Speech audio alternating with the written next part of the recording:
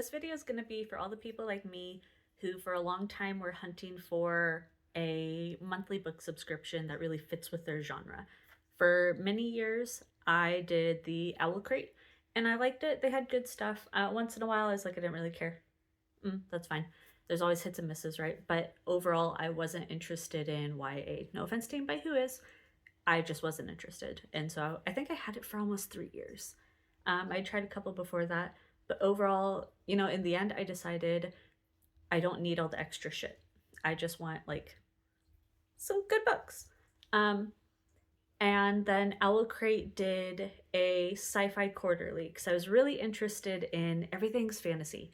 I love fantasy, but it seems to mostly be like the romantasy type fantasy, and I'm not as interested in that. Nothing against it again.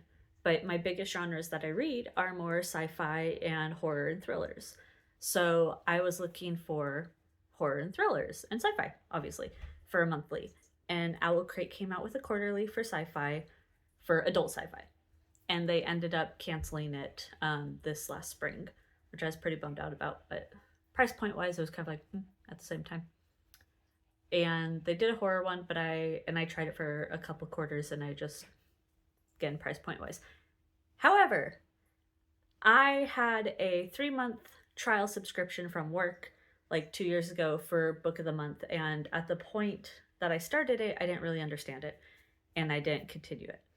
And then a friend of mine last year gave me her referral code, and I tried it again.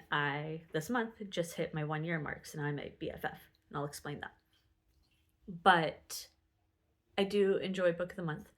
And then I got an ad because targeting ads, they're gonna get you.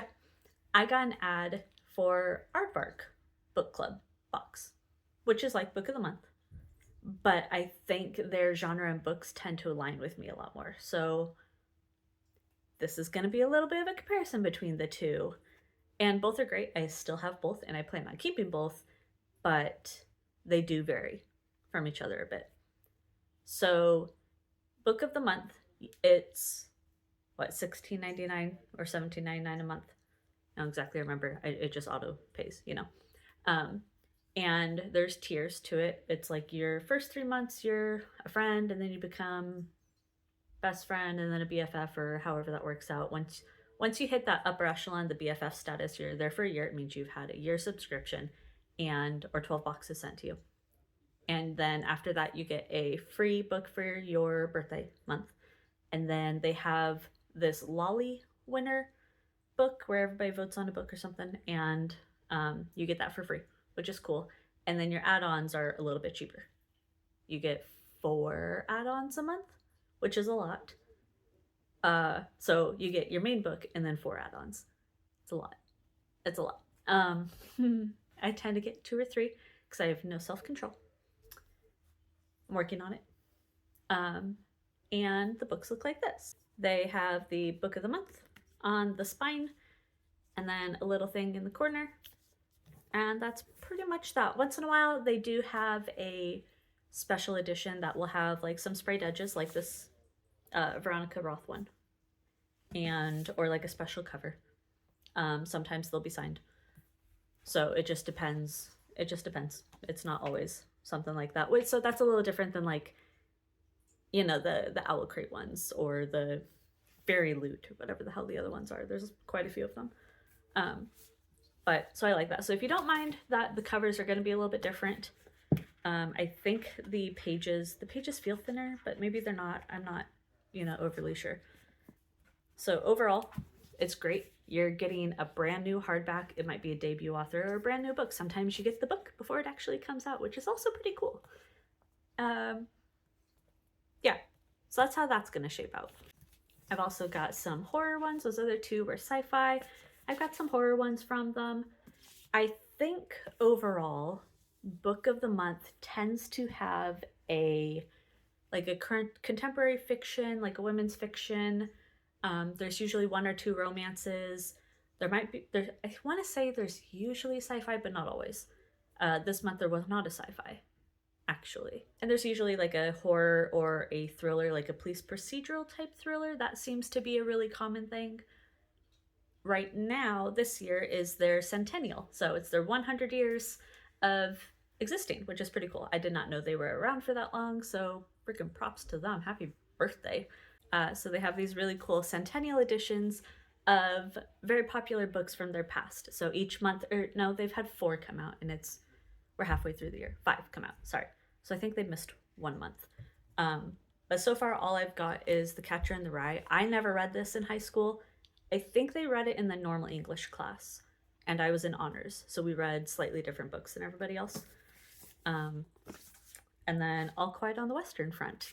A little bit of history for you, which also knocks off one of my book bingos where I have to read something that's translated from a different language.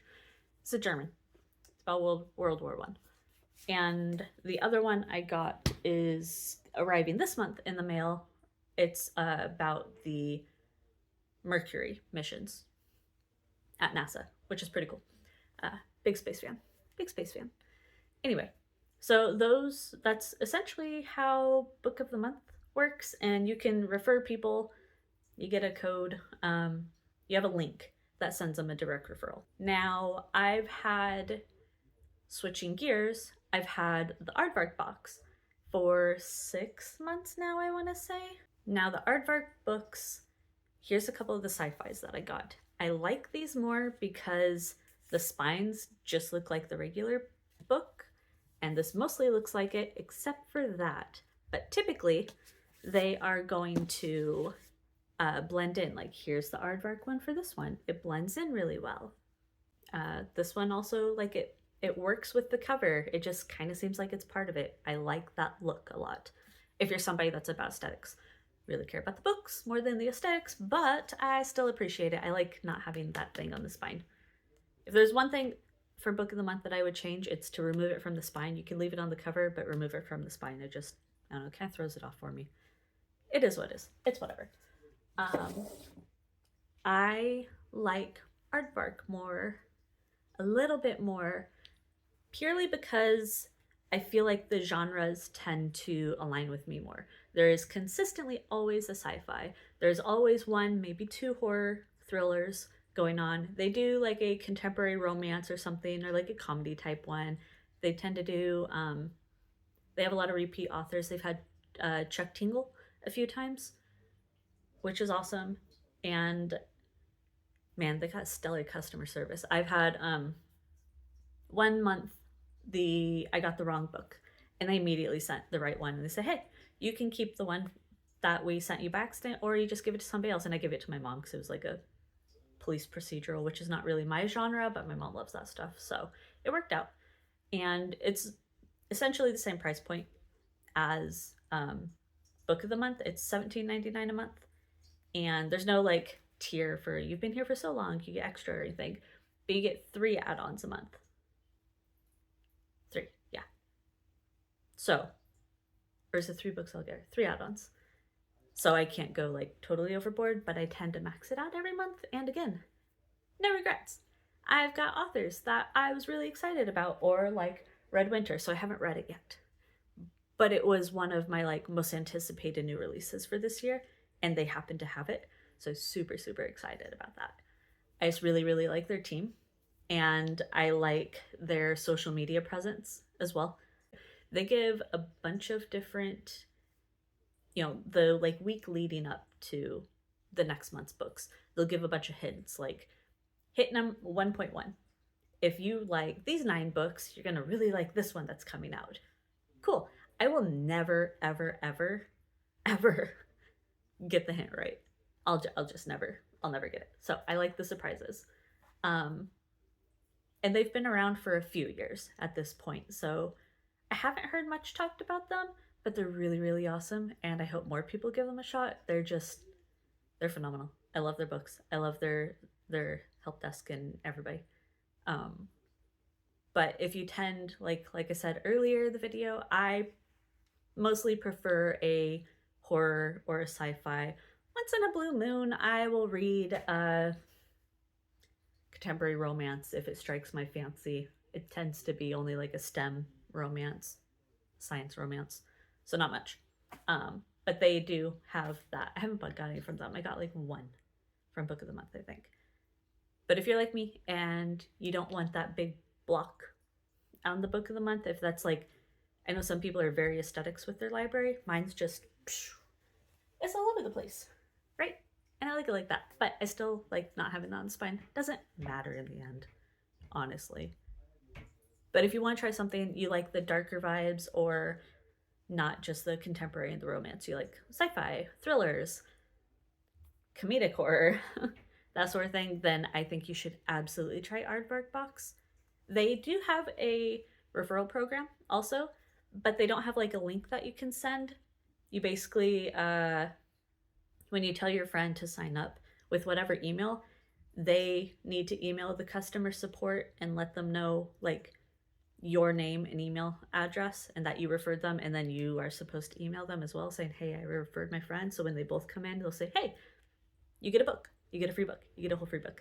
It's delightful. So I think I've referred 2 people, but I think only 1 signed up, and she's still getting it. So there.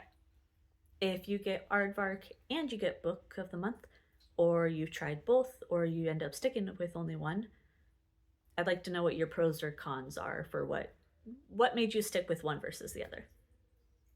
Really like the Aardvark one though. Also, Aardvark is just fun to say. Aardvark. Aardvark.